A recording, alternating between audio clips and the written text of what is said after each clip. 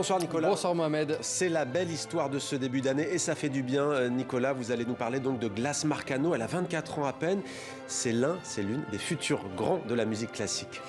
Les professionnels sont tout simplement dithyrambiques à son sujet. Glas Marcano, elle est originaire du Venezuela et depuis sa participation au concours de la Maestra en fin d'année dernière, eh bien, elle connaît une ascension fulgurante. Elle vient de diriger ce week-end à l'Opéra de Tours son premier concert symphonique. Et vous allez le voir, pour y arriver, eh bien, elle a dû s'accrocher et croire en ses rêves. C'est l'histoire d'un conte de fées moderne, d'un rêve devenu réalité. À seulement 24 ans, Glas Marcano est l'une des plus jeunes chefs d'orchestre de France. Pourtant, il y a quelques mois encore, elle vendait des fruits et des légumes avec sa famille au Venezuela, son pays natal. Ça va, mademoiselle? Elle, la passionnée de musique classique, qui a commencé le violon à 8 ans seulement. Au cours de ma formation, j'ai réalisé que si l'on croit en ses rêves, que si l'on travaille pour, on peut y arriver. Dans mon pays, le Venezuela, il est pourtant difficile d'avoir des rêves. Mais il faut toujours persévérer pour atteindre son objectif. Sa vie change du tout au tout en quelques jours lorsqu'elle décide de s'inscrire à la première édition de la Maestra à Paris, un concours international de chefs d'orchestre. Pour payer les frais d'inscription, elle ouvre une cagnotte en ligne sur Internet, mais se retrouve coincée au Venezuela en raison de la fermeture de l'espace aérien, Covid oblige.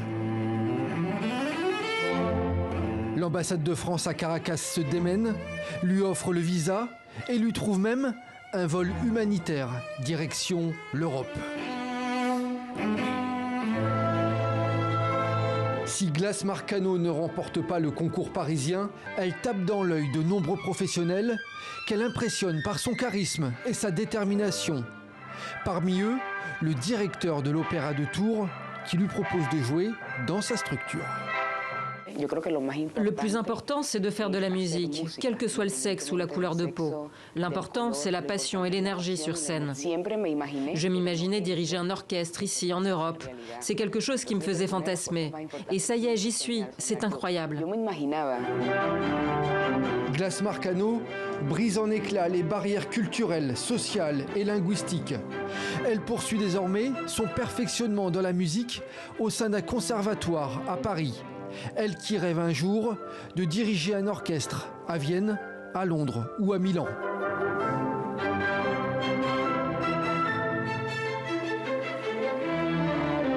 Très belle histoire. Elle est impressionnante, hein, Nicolas, cette maturité qu'elle dégage. Je ne suis pas un grand initié, mais... Et on va la suivre de près, hein, surtout. Et avec vous notamment. La tour de l'actualité culturelle en 64 secondes, Nicolas, avec tout d'abord la disparition de Jean-Claude Carrière, metteur en scène, scénariste et écrivain français. Il avait écrit pas moins de 80 ouvrages et signé une soixantaine de scénarios.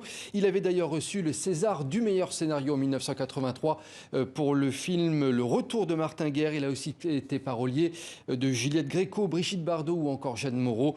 Jean-Claude Carrière avait 89 ans. Autre disparition que l'on a appris aujourd'hui, celle de la chanteuse américaine Mary Wilson. Elle était la cofondatrice du groupe The Supremes, trio féminin de la Motown qui avait marqué les années 60 et 70 notamment. Elle avait 76 ans. Enfin, qui sera élu festival de musique de la décennie au Arthur Awards 2021? 3 événements francophones font partie des 6 finalistes. Les Aerocaines de Belfort pour la France, le Montreux Jazz Festival en Suisse et le Rock Werchter en Belgique. Réponse le 4 mars prochain. 64 secondes, un coup de cœur maintenant, Nicolas.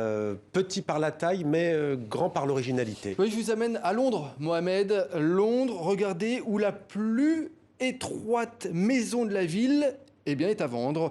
Coincée entre un salon de coiffure et un médecin généraliste, on pourrait presque la rater tellement elle est rikiki. Seulement 1,70 m de large pour cette maison, c'est tout simplement unique.